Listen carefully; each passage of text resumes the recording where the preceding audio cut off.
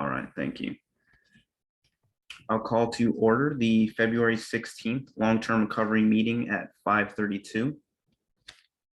Members present are Juan Melendez, Paige Bronk, Andre Baumgartner, John Burt, Patrice Granatowski, Marge Fondulis, Keith Hedrick, Jill Rusk, and William Groves, I see just logged on. And Counselor Bordelon, I see here as well. Senator Summers just arrived also. All right, thank you. Yep, ex officio member Heather Summers has arrived. And the superintendent. Sierra Patrick's also here. Oh, I left her off, got her on the list. That's okay. Sierra Patrick. Yeah, I think, Sierra, that's you at city meetings, right? Yeah, that's me. I just Okay. didn't know how to change it on here. Okay. I'm promoting you to panelist, hopefully in a second here. Yep, there we go.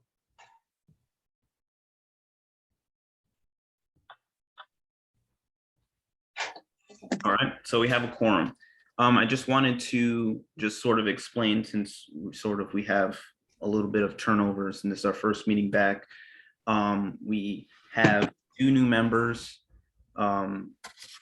They're community members. I've asked Mayor Granatowski to fill one of those spots, but we have another vacancy. So I'm looking for another community member to fill that spot. We also have an RTM member vacancy. I've asked Jill, Moderator Rusk, to help me fill that vacancy. And we have a counselor vacancy. So I will be searching another counselor to join our group. On to the approval of minutes. I make a motion to approve the long-term recovery committee special meeting minutes of October 6, 2021. So moved. A second, Baumgartner. Moved by Melendez, seconded by Baumgartner. Any discussion? All right, seeing none, I'll call for a vote. All in favor, say aye. Aye. Aye. Aye. Opposed? Abstentions? That carries unanimously. Let me check here. 11 in favor, 0 opposed, 0 abstaining. Okay, on to new Counselor Bordelon. Yeah, I just wanted to let you know, Representative Connolly just texted me stating that she had some court work-related issues that she will not be able to make it, tied up with work. All right, thank you. Yep. All right, on to new business, 2022-68 American Rescue Plan update. And we have Tabitha Harkin here to give us an update. Welcome, thank you for being here. Thank you, Mayor, and congratulations on the election, and Happy New Year to everyone. I haven't been in your presence. I shouldn't say see you because I can't see you in a while, but it's nice to be back. I have a slide presentation, but I don't know how much time I have to go over it because there's a lot of information I can go over, but I could also summarize. Keep it to a summaries because we have quite a few things tonight. Okay, great. So I'll just share my screen.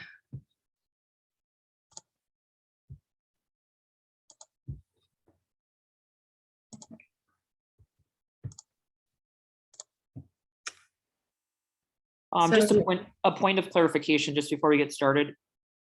Is it possible, John, if we're going to summarize this, that we put it up on the web page so people can view it? Sure.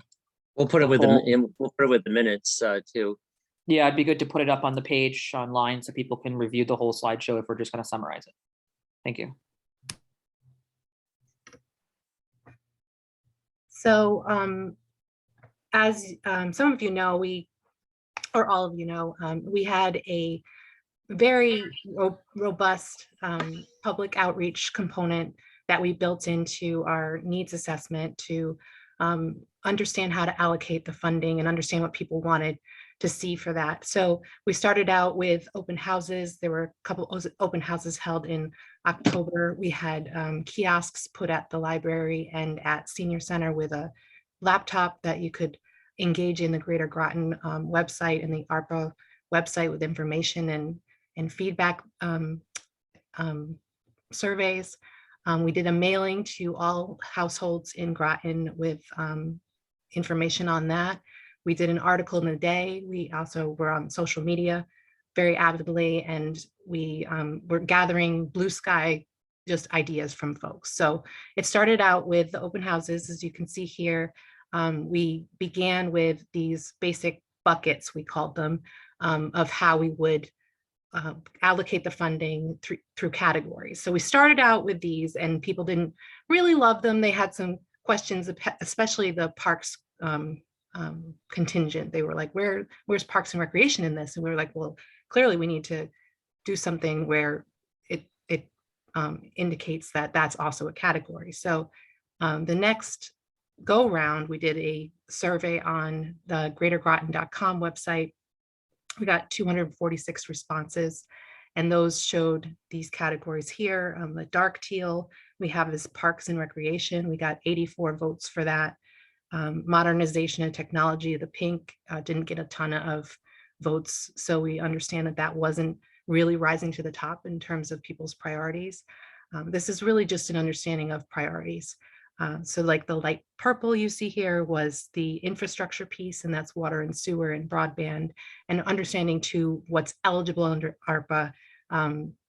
Kevin will go over that in a little bit about the final rule and what's eligible under ARPA and all the categories that they list out. But we wanted to simplify that for our internal use to indicate, these buckets and how much funding went into each bucket.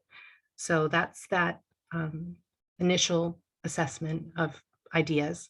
And then we also were collecting but via email to me, via Facebook post, via phone calls, greatergroton.com.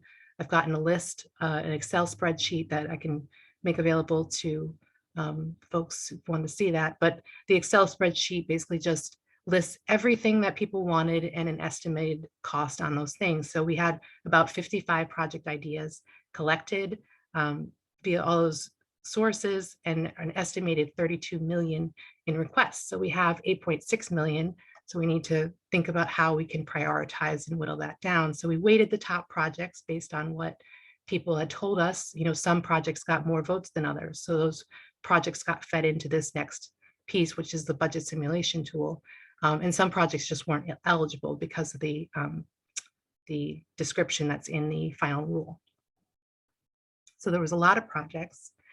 And so we created the budget simulation tool, which is a great interactive website where you can bump things up, bump things down. There's information you can put there's videos on there, like for infrastructure, for example. There's a video of what's infrastructure, so people can understand what that is and why we need it versus all the other things that we're trying to allocate for, like quality of life and essential services. So the most popular eligible projects got fed into the tool, and an estimated 13.6 million in requests came out of that. And so that's still too much given the 8.6 we have. So we're asking folks to balance that budget that go to the website. So it still remains open for submissions. We have currently,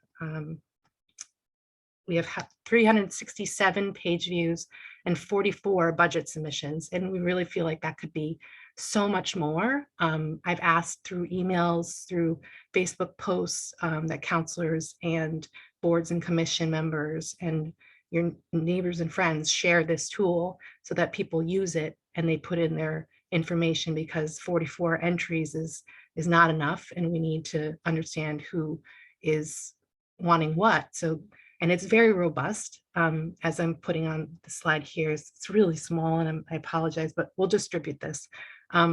It shows where people are coming from. So people are using this from kind of all over, but the Groton clearly is who we're targeting. So we want to make sure that we're hitting Groton, and we are hitting Groton.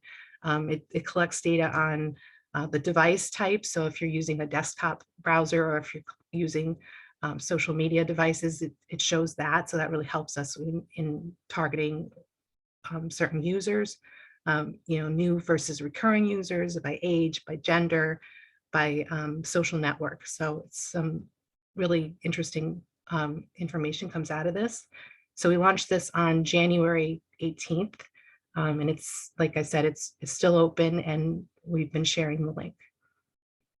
And then it also shows where approximately people live, and that's really helpful because clearly there's an outlier there in Westerly, and that's me. That was me putting it in just to check it out.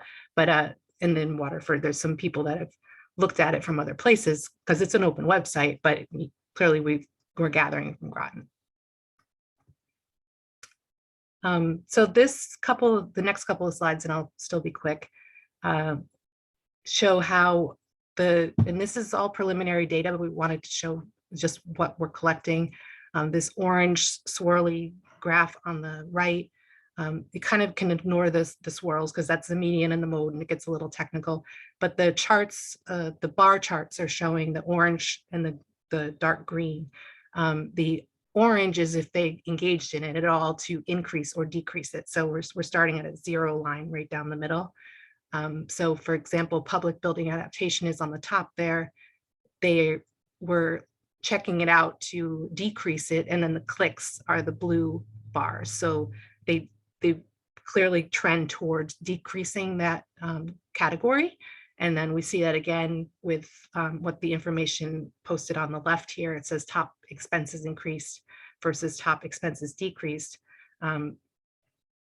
Infrastructure improvements was decreased by all users by about $1 million. So this was really interesting to kind of get a snapshot and a point in time. But like I said, we're still collecting information and we want to keep collecting information. And I think we're going to talk about until when at this meeting. And I think that'd be really helpful because we need to get the money out, and we all understand that piece as well. But this gives us a good snapshot of what people are thinking. And then just a last slide showing that the potential buckets that we're talking about, the average net increase or decrease over all the categories. So if you go to infrastructure improvements, again, not to pick on it, but we started out at roughly $4 million. So people on average have decreased it to $3 million. So the question is, when we're done with this, do we say we create a bucket for $2 million, $3 million, and then that's what we release the grant applications for? And that's another question. So I think I just had some like backup data if you wanted to see it, but we'll give you this presentation. And that's it. Thank you for that. Do we have any questions from the committee?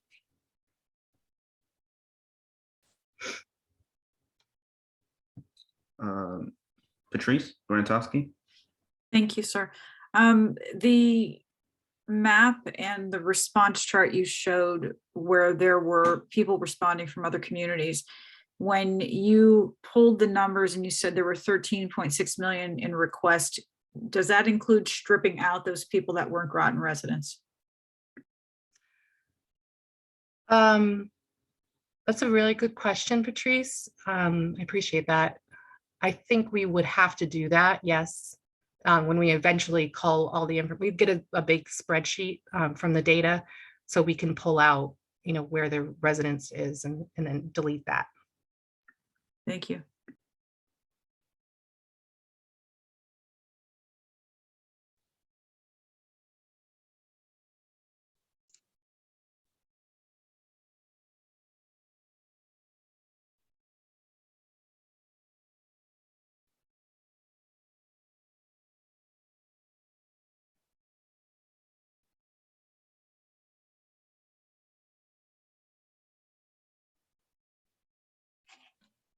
Melendez, we have a few hands up.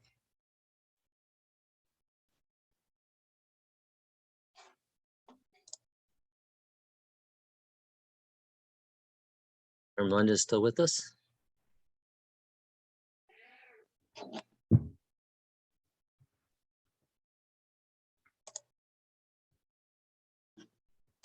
Oh, sorry, Okay.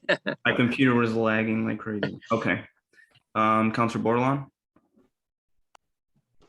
Thank you.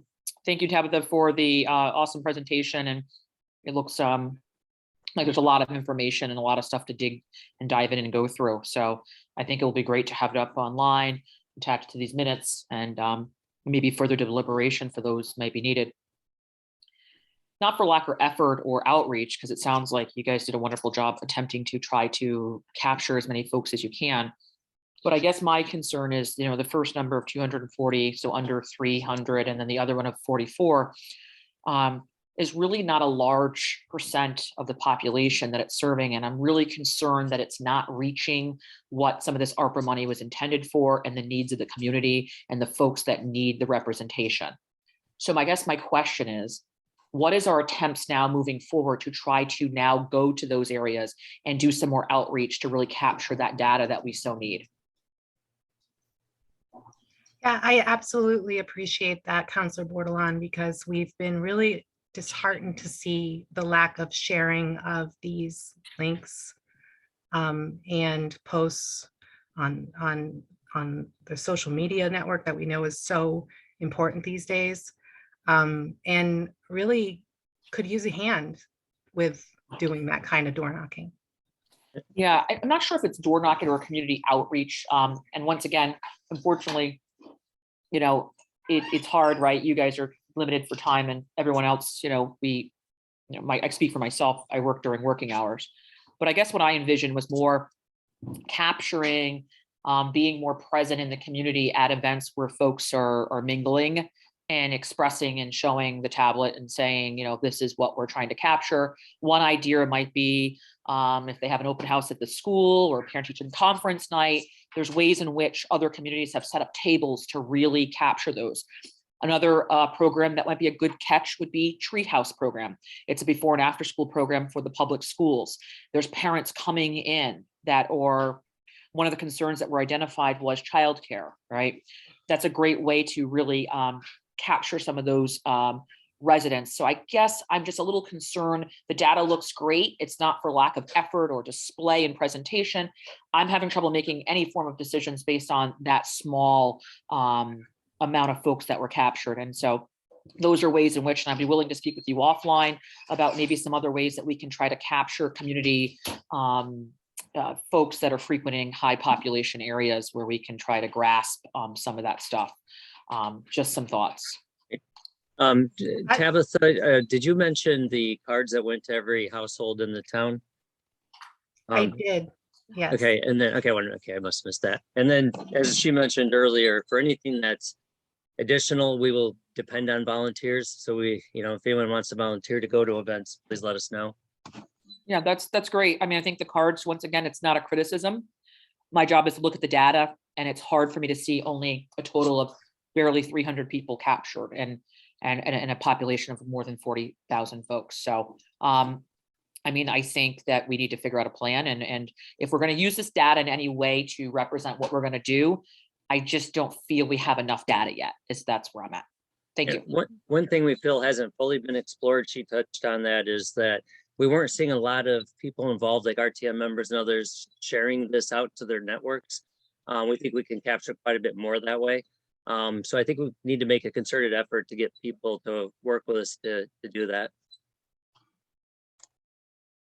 Can I say one thing? If you guys want information out like that in the future, just let me know and I'm happy to push it out. I have a lot of people that follow all the stuff that I do. I think I have like 6,000 people in Groton, so I'm happy to push it out for you. That'd be fantastic. Thank you. You just have to remind me because I will just not remember if you don't just send it to me and say, please push this out. And if I have to go look for it to find it, we'll reach out to you. Yeah, you could just say, please post this, and I'm happy to do that. I do that for other towns. Thank you. Okay. Paige Brock? Thank you, Mayor. I just wanted to certainly compliment the department staff for working on trying to get the word out. And I want to reinforce that we did mail out cards to every single household. We have been trying to promote the site and encouraging people to get onto the site. So we're asking the committee to actually help us share. We'll send it out again. We were not necessarily advocating at this point that enough has been done. We're going to keep the budget simulator open, and we really would like more feedback. I think the data that Tabitha was providing just provided an update as to where we're at so far, because we haven't met since October as a committee.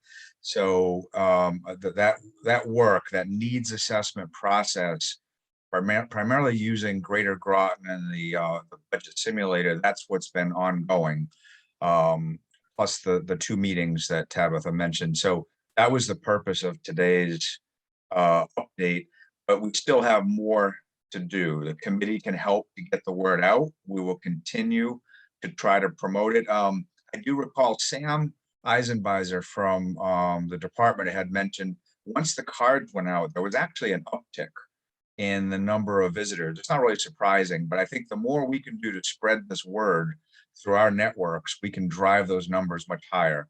So I think that's basically all I wanted to say regarding the work to date. Thank you. Andre Baumgartner. Yes, thank you, Mr. Mayor. Now with I'm looking at the ARPA budget tool kit right now, the page that folks use to, add their inputs to as to what they would like to see or how they would like to spend ARPA funds. As time goes on, will we be able to adapt the tool to include new information, or perhaps if there's a new idea about something that we ought to fund, could that be included in the toolkit? Yeah, you can edit. Oh, sorry, excuse me. You can edit that easily. Okay. Councilor Barnwater. All right. Thank you. Portia Bordelon. Thank you. My other question would be, we realized after, especially during COVID, that certain categories of folks in certain areas and populations and densities were underserved electronically, and it caused a lot of education gaps. And so when looking at this, is there I guess it would be considered old-fashioned way to put your voice in if you did not have the technology to do this? Absolutely. There's always, you can come to our offices, you can mail it to me, you can call me, you can email me. So there's a paper form of this. Of the simulation tool? No, that's a technology that we can't recreate in a paper form. Right. So is there another way that could be captured? Someone can submit something if they so chose, or? Could there be a simple sheet that shows just those categories you have on there? So you have this much total, divvy it up, just to get some idea of what they would want to see. Yeah. Also, my other thing is this online and dual language? Yes. Okay, so there's the option to get it in another language, so that's great. There might be also reaching out into the Latino community, looking, there's a club in New London and a lot of Groton folks are part of. So yeah, I think there's just some networking that, and again, I know Mr. Bronk had spoke, my statements are not criticism, mine are ways to try to grasp more data, because that's what I'm looking at as numbers. It's not for the lack of effort. We only can do with what we have, but I just wonder if we can do some more outreach nights and connecting with the community. And again, you guys state you need more volunteers, we're volunteers as well. And so, the sharing is obviously not enough right now. And so maybe there might be some other ways that we can, capture folks. And I'll definitely send some ideas forward as I brainstorm further as well. So Thank you.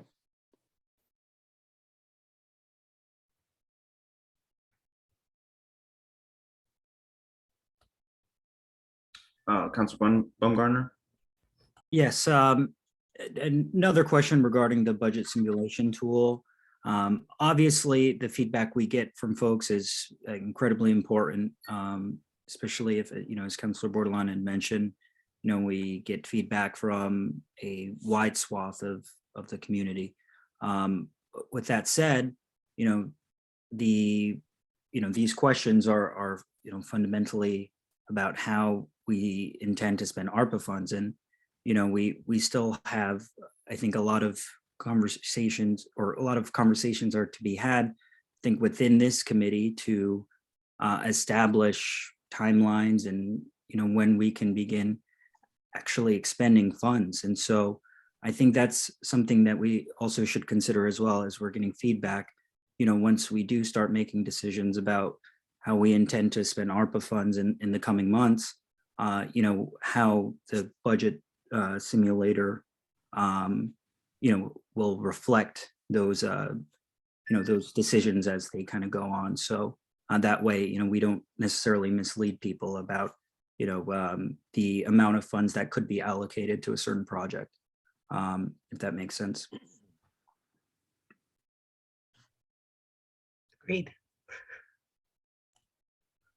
Thank you. Yes, Mr. Byrd, I have to step aside for a few minutes. So if you could continue running the meeting. Right now, you just have Mr. Bronk's hand up. Paige, go ahead. Thank you. I was just reminded by Councilor Baumgartner's comment that we had discussions about this tool early, and it's really important to realize it's a tool. It's not necessarily an absolute response. We actually had added some caveats at the beginning of it so that the public didn't necessarily think that the final tally was exactly how the committee or the town council would allocate funding. It was intended to provide some insight and some direction so that both the committee and the town council would have some understanding as to what the sentiment is, but there is always flexibility.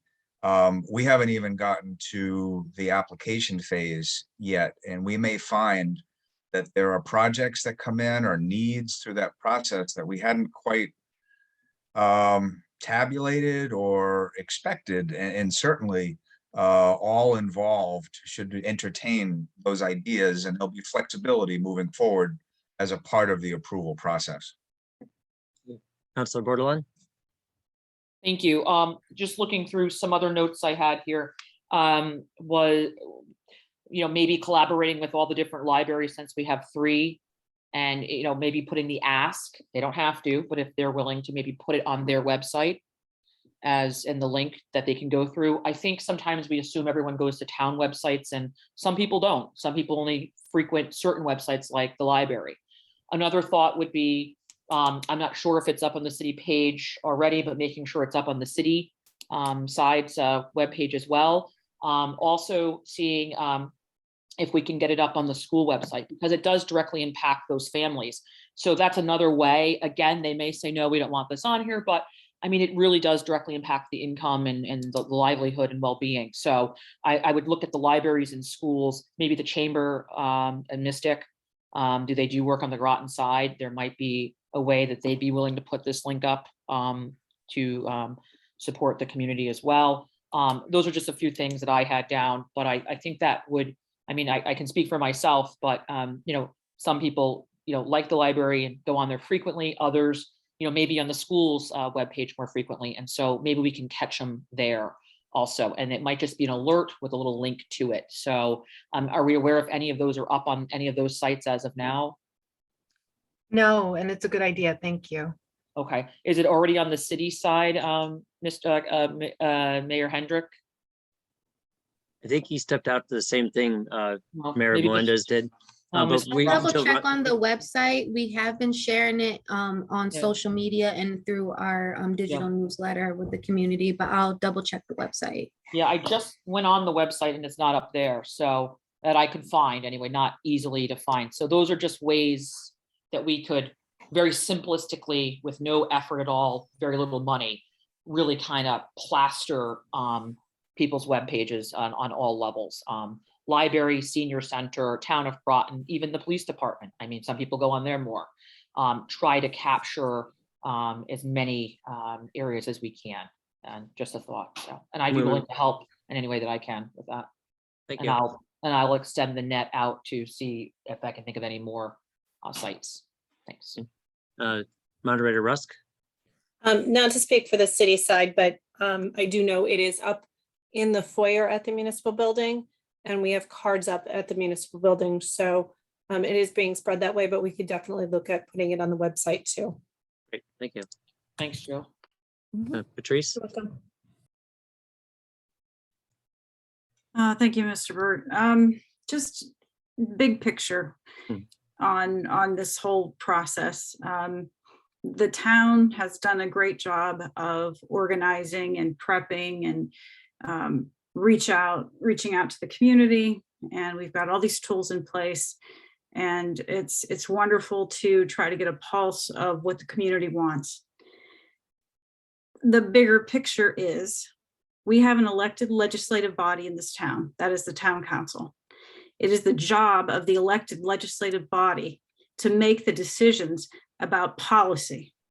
It is not meant to be a public opinion poll every time a legislative action has to take place. The RTM, by virtue of their budgetary powers, also exerts their opinion on these matters, and they will also have that role. That's 50 elected people, elected representatives of our community that the public has entrusted to do what they think is best for the town. So while it's wonderful that we've got these tools out there, we're getting hundreds of people to respond, in the end, it comes down to the people that the voters entrusted to do what's best for the community. Thank you. Thank you. I think we need at least a few more weeks to do a concerted effort to try to get some more input, but keeping in mind, we want to move this along as quickly as possible and move it to the next stage of getting a meeting with the town council and then the RTM. I think we have some direction on that. Paige, could you introduce our new ARPA coordinator? Sure, it's my pleasure. I think as a backdrop, the committee and the council, everyone was aware that we were interested in securing an ARPA coordinator. We actually did go through an extensive process and had several candidates, went through an extensive interview process, and we ultimately did hire Kevin Fitzgerald, who is on the call. Kevin is well-educated, 2 degrees from UConn, one in urban studies and political science. The second one is MPA from UConn. He is from Connecticut and has worked in a few different communities and agencies, town of Bolton, also has worked for Advanced CT. I had heard about Kevin a couple of years ago, actually, with the Connecticut Economic Development Association. He was well known. So I think we're quite fortunate to have Kevin here. He is present on the call tonight. So I think one of the next items that we wanted to do is a brief overview of the final rule. I asked Kevin to actually come up with basically a real brief overview. I think, actually, I'm sure that town manager Burt had sent out the extensive final rule, the 400-page document that came out early January. There's also a summary document that helps provide an overview. But for a real quick understanding, I had asked Kevin to introduce himself and maybe cover that topic so that people understand what this final rule entails. Thank you for the welcome, Paige, and I'm excited to be part of your team. and working with the LTRC.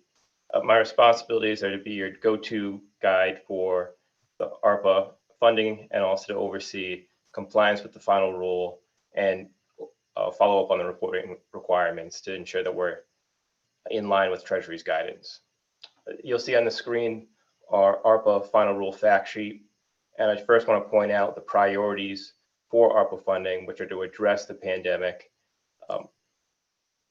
provide support for families and businesses experiencing the negative economic impacts of the pandemic, and to invest in vital infrastructure assets that can support us for a long-term recovery. You'll see below that the 4 key eligibility items, which will be our filter for considering ARPA allocation proposals. Those are addressing public sector revenue losses, identifying public health and economic impacts from the pandemic, providing premium pay for essential workers, and investing in water and sewer resources. Our mission is to allocate this money well before December 31st, 2024, and we're mandated to have it spent before December 31st, 2026. And then on our following page, you'll see our framework for allocating these funds as well. To allocate these funds, applicants are required to provide a written justification that identifies a harm due to the pandemic, and they need to ensure that that's a direct impact, and also the response is proportional to that harm from the pandemic. They also need to provide a feasible plan of how those funds will be translated into change that provides us a comprehensive economic recovery. And then at the bottom of this page here, you'll find the 4 filters of how we can consider funding within those 4 buckets. I'd also be happy to answer additional questions you have about the final rule here, but also going forward. Thanks, Kevin. Question, can you give us your take on how that new rule that popped up in there that you can spend up to $10 million for general services, how that interplays with the rest of those rules and how the money can be spent? Of course. So you balance that with the forecast, which were created, the budget forecast created at the end of 2020, and align that with the 3% inflation to address how much your revenue is decreased in those years. And that's your allowable limit to allocate to your budgets internally. And so that'll be to shore up your internal services. So that's an equation. If we were to go to that route, we would just need to file with the Treasury to ensure that we qualify for it. Great, thank you. Do we have any hands up, any questions? I'm going to just continue sharing so I can see the screen. Okay. Thank you. Really appreciate it. Oh, we do have a hand up. Councilor Borderline.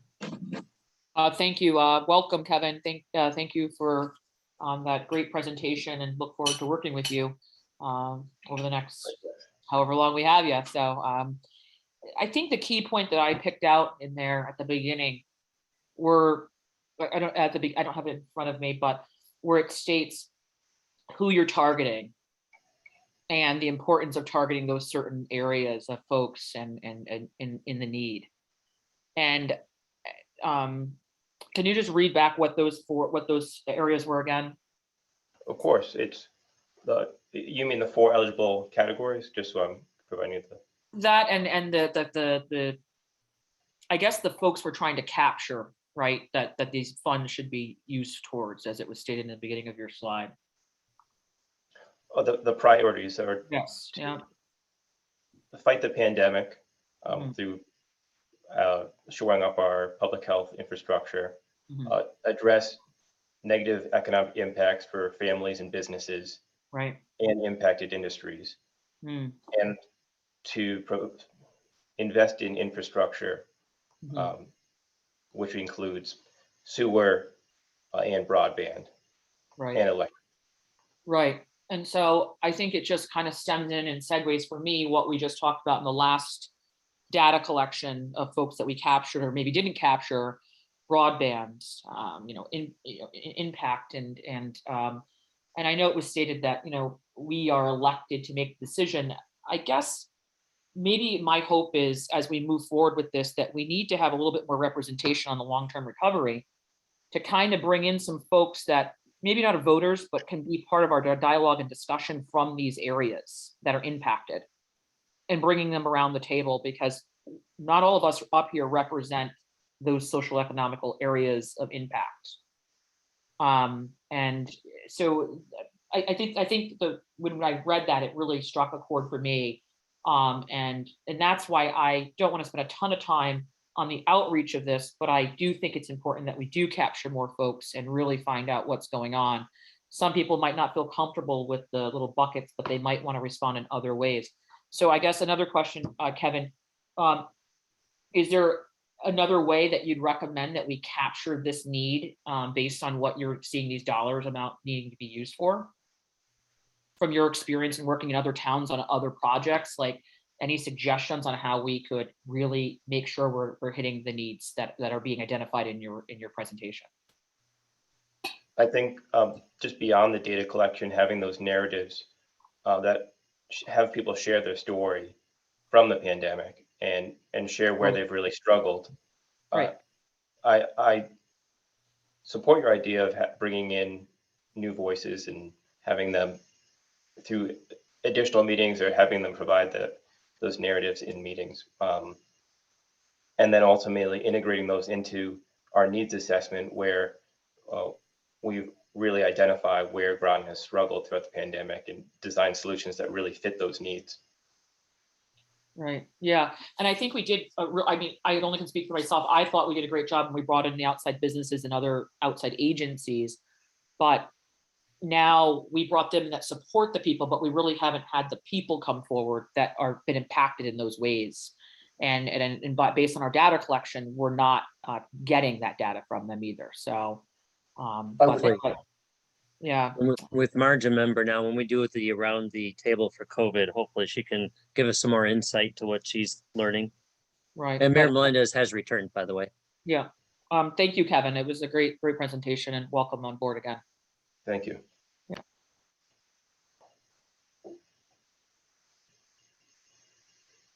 All right, I'm back. Sorry for having to step away for a brief moment. Do we have any other hands on this agenda item? All right, so I'm seeing none. Thank you, Tabitha, and I didn't get to see the other presentation, but thank you as well to Kevin Fitzgerald for that.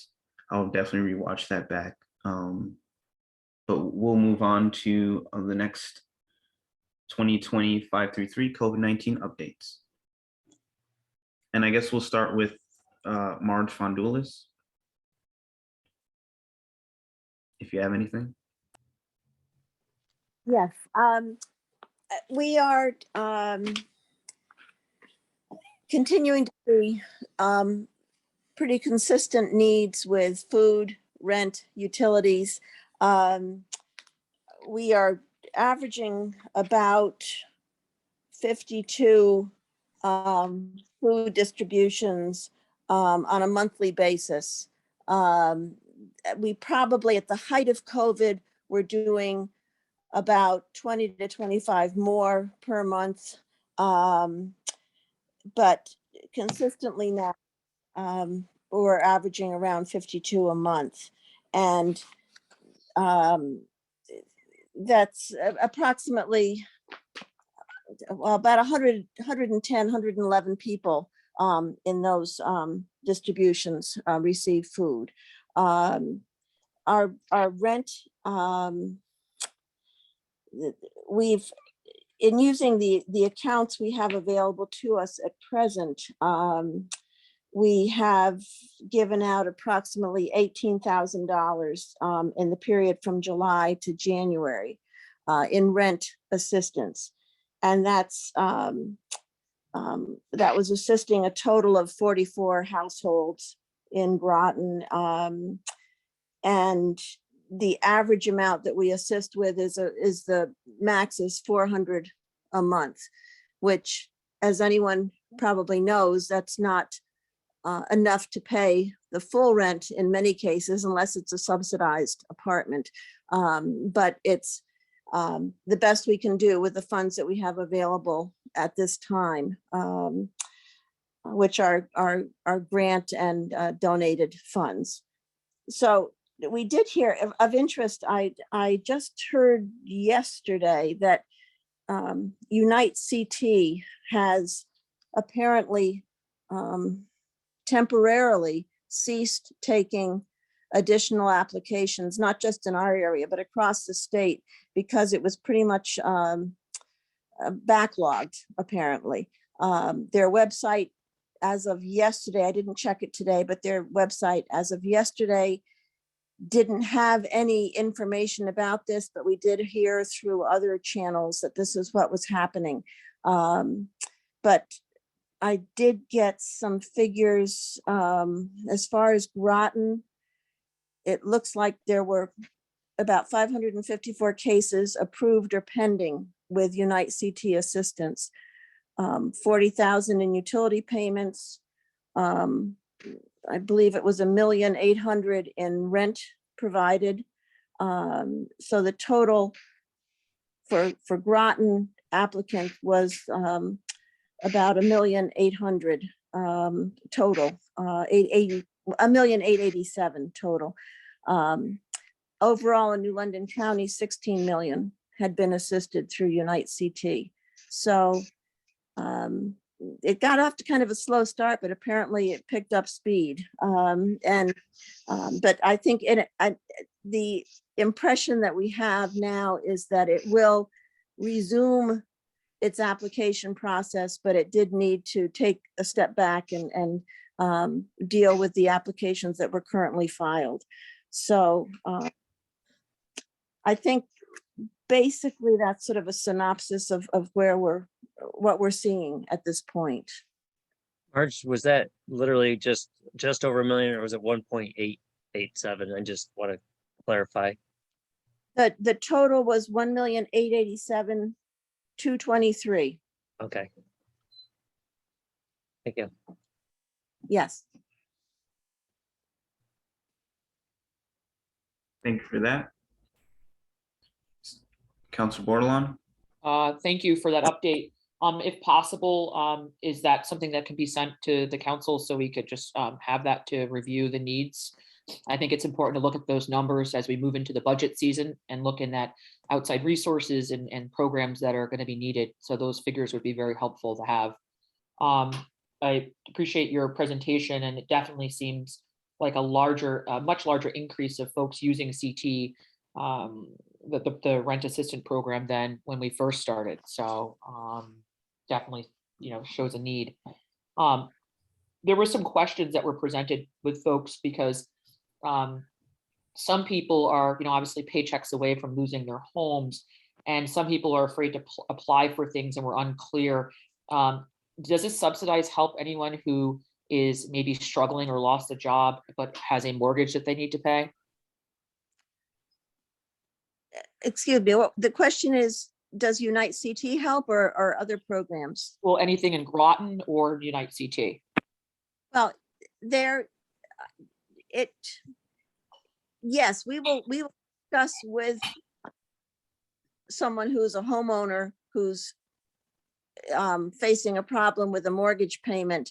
It really depends on obviously individual circumstances, household income, et cetera, et cetera. So, but there's also programs through TVCCA that might be of assistance in that regard. So there are some resources there. The most important thing that we try to get across to people is call us and let us discuss, what your circumstances are, and then we'll try to find the best solution that we can. Okay, and then my last question was, looking back at notes from other meetings, I thought there was a mention of trying to increase the amount that Groton was going to give to folks if we could. Has that been adjusted, or did we decide to not do that? I just wanted to check the status of that. Well, it depends again on the program that we're referring to. Say if we assist someone through our donation trust fund, then we have to leave it at 400 just to preserve the monies that we have. We've and we do the same thing with the Perkins Trust, through the Human Services Assistance Fund. We need to limit the amount, but we have applied for some emergency, what is it? It's not FEMA, EFSP monies. I'm drawing a blank now on what that stands for, but at any rate, it's basically through FEMA that if we get the funding, we could probably up the amount on a monthly basis to 500 a month. But again, it's not, it's somewhat limiting on what we can do. If we were to use ARPA funds, I think I've proposed at various times that we could go 500 to 800 a month, depending on what the town chooses to do with that particular funding. So it really depends on the individual program. If we use Operation Fuel to help people, we can go up higher in paying a utility bill. But when it comes to using our own internal, discretionary funds, we have to err on the side of limiting it to that 400 a month allocation, just so that we can preserve funds and stretch them out as far as we can. Marge, I know you were talking with Cindy at one point. A couple of the issues with the ARPA funds is you have to be able to prove that the need is directly tied into COVID. It's not just everybody who asks. So I know Cindy was looking at that. Plus, it's also taxable for the person who receives the funds. So I know Cindy was looking into that. And I have not followed up with Cindy on that. We've not had a chance to do that, but I certainly can. Yeah, is there any way that we could get more language, letting people know that may be in need, that our homeowners that maybe have lost jobs, that they may qualify and they should apply as well? The language is just not very clear, and I think some people think that they would not be able to qualify or to get the help. So it might be just a need for some more language, because what COVID has identified is it's not the usual classifications of folks that are being identified as needing help. There's a new bracket that has been identified that, were never needing help, first time folks that have never asked for help. And it can be very embarrassing for folks to go ask, So the other thing in my notes is gas prices are high, and folks that are trying to keep their jobs are having trouble affording gas. So is there a bucket? I know at one time you had to get a referral, go to the church, they gave you a gas card or something. Do we have a gas fund for vehicles and transportation to work to help folks? Our donation trust fund is our go-to account for such things as that. We've even used it in some cases for car repairs for someone that needed to get to work or is looking for work and had transportation issues. And we also have bus tickets for those people that don't have cars or are not able to utilize a car, but can utilize public transportation. So our donations trust fund is our go-to account for so many things. And is it cumulative, my $400 for all services that can be rendered, rent, gas, whatever, that's per month, per year, per? No, it's 400 once a year for the rent, 400 once a year for utilities.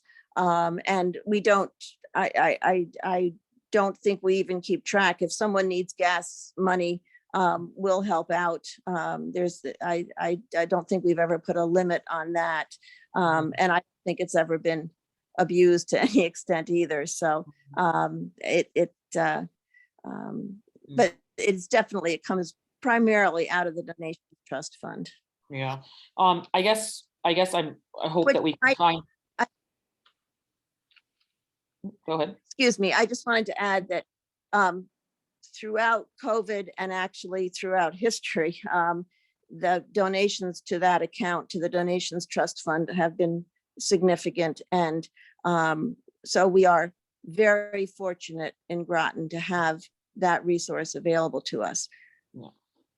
I guess my concern is looking at the needs. If 400 was our goal of once a year pre-COVID, and we're still at 400, in the midst of COVID, and that 400 for a whole year, I hope that we can find a way to support our community more than 400 for the whole year. Because that, like, as we stated, the average cost of a 2-bedroom rental around here for folks is, that's not even going to put a dent in it for the year. So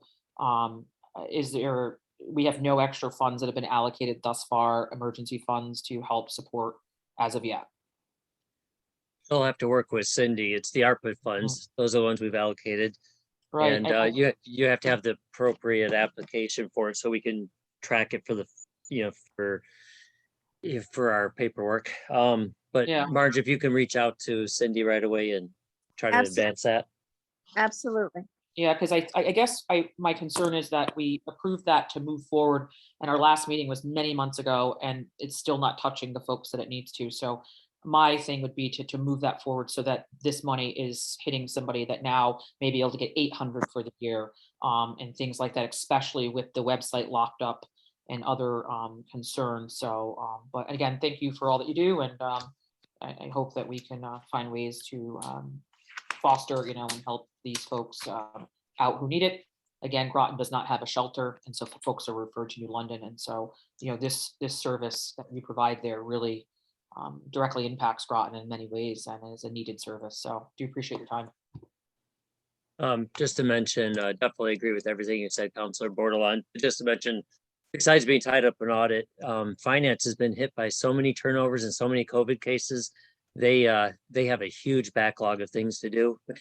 They just can't keep up and everything, but we'll certainly try to make it a priority, though the audit has to be wrapped up pretty quick here. Mayor, did you want me to go over or mention the latest COVID numbers? Yeah, that'd be helpful. Thank you. Okay, and there's, as mentioned, still very high, but they are dropping. In the last 2-week report from Ledge Light and from the state, the number of cases, I'm sorry, I'm having a little trouble seeing here. Number of cases dropped from 635 cases over a 2-week period to 329 cases, so a pretty good drop. Also dropping from 118 cases per 100,000 to 61.1. So it's coming down, and I think the bigger thing is Tim Driscoll, the chief at Quantic Bridge, he reaches out to a contact every week at the hospital to see how they're doing on the number of beds, and they're doing well. They don't have many taken up, so that's been going well.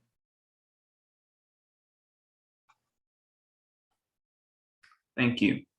Councilor Baumgartner. Yes, can we elevate our RTM member Sima Eben as a panelist? Absolutely.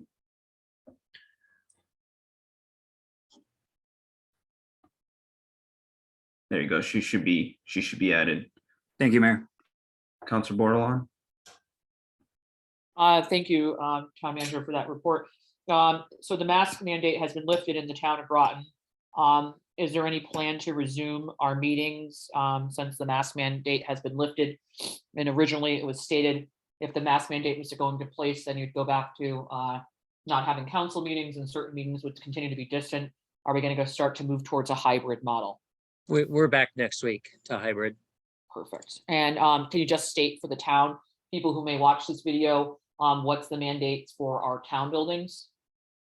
Currently, during the working hours, anybody, staff and visitors are required to wear a mask in the building, unless of course you have a valid medical exemption. And then for after hours, it's not required for meetings. Thanks for that.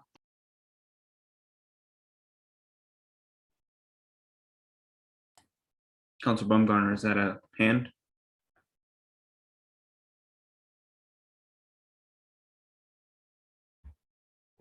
I think that was just up from, I think you just left it up. Are there any other hands? We want to talk about the set a next meeting date while people are here. Okay. So how, Councilor Bordelon's hands back up. Council Bordelon? I guess it would be great to have action items of what we plan to work on when we depart from this.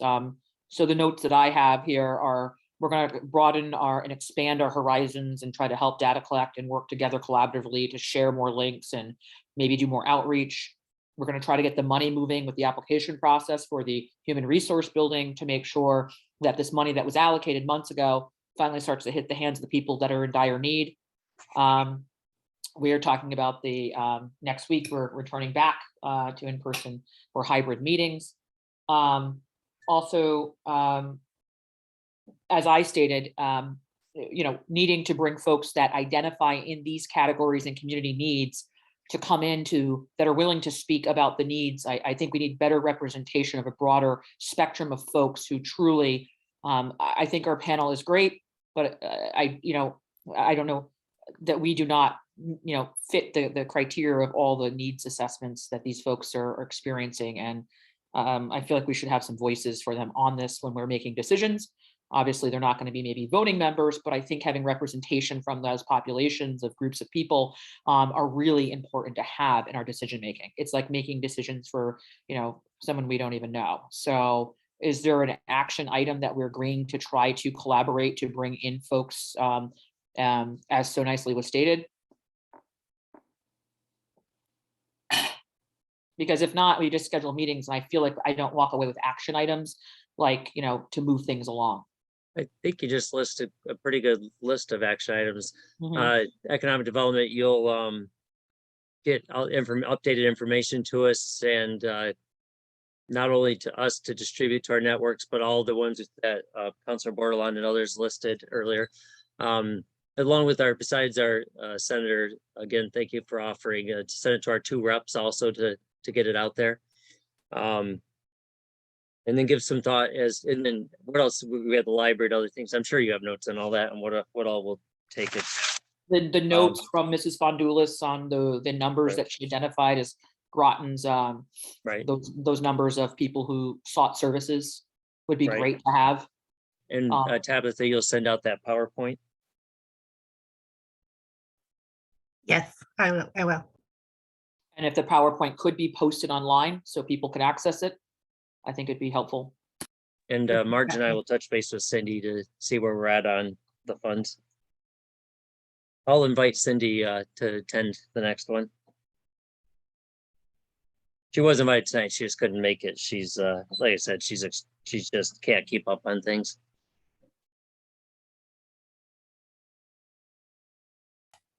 All right, so about scheduling the next meeting, have you guys been sort of doing this a day, like second Wednesday or third Wednesday?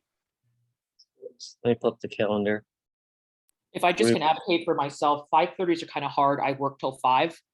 And once I get home at 5, sometimes if I stay late, I'm really rushing to get in here. If the meeting starts to go back live in person, it will be really hard for me.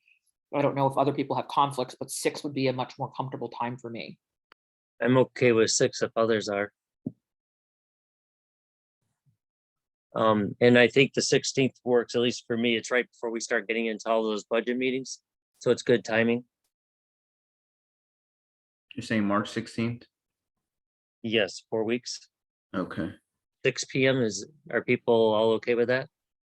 Just a quick conflict. I know the RTM Town Council, City Council, Board of Ed Liaison Committee is looking to start, I believe, on the 3rd Wednesday of the month, which would be right around that same time.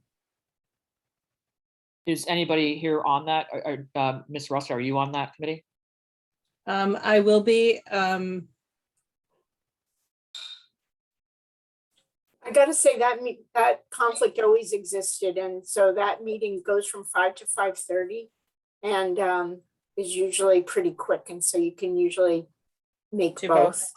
Yeah. Okay, I mean, thank you you. might miss a little, but the other, that meeting is like when Kim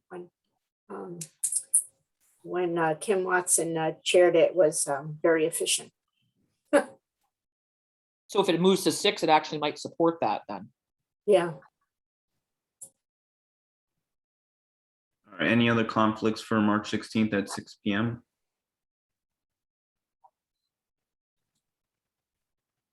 All right, I'm not seeing any. My other question is, how many vacancies do we have still on this board that we're trying to fill? There's 2. There's a counselor vacancy and there's a community representative vacancy. I think there's a third one, I think there's another RTM vacancy. Then I'd like to make a motion to recommend former moderator Eben, and also who served on this committee and did a lot of work from the beginning. She would fit in 2 of those positions of the 3, not the counselor, obviously, but she would, I think it would be an asset to have her back on with the longevity and time that she's already put forward.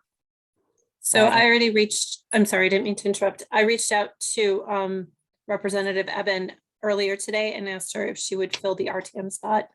And she said that she would. So Fantastic. that spot is actually already filled. Perfect. Thank you. But that is a good point, just for anybody watching. We do need a community representative. We have a vacancy to fill that other slot. And I will, of course, be asking the other counselors if they want to participate as well. But seeing no other discussion, I'll entertain them. Councilor Bordelon? I apologize. Is there a way to amend this meeting? I think as we start to move forward, to me, we're moving forward. We have, someone hired now that's going to help us with the application process and the money management. We have data. I think that this meeting now is going to start to grow more organically, in the sense where we do not have the community representation on this panel. We should probably start to open up a portion of this where public comment can happen. And that way, what you're doing is you're now putting this out on the town page, you're sharing it, and other constituents that may want to represent those communities of concern or advocate on behalf now could come before us and do such. So I think would it's a great recommend, idea. and we might have many meetings where nobody comes, but at least we show we extended the hand and we have them the opportunity to come in and be a voice and maybe say, I am struggling, I know people who are struggling to pay rent or something. And I think we should open that up to the community. Thank you. I think it's a great idea. Very good. Thank you. All right, seeing no other discussion, I'll entertain a motion to adjourn. So moved. Second. Moved by Granatowski, seconded by Bordelon. All in favor, say aye. Aye. Aye. Opposed? Aye. Abstentions? That carries unanimously, and I believe it's 13-0-0. We are adjourned at 6:41. Nice Thank meeting you. you, Kevin. Thank you. everyone. Good night, everybody. Good to see everyone. Well, Nice to meet you, Patrice. Bye. Likewise. Good meeting.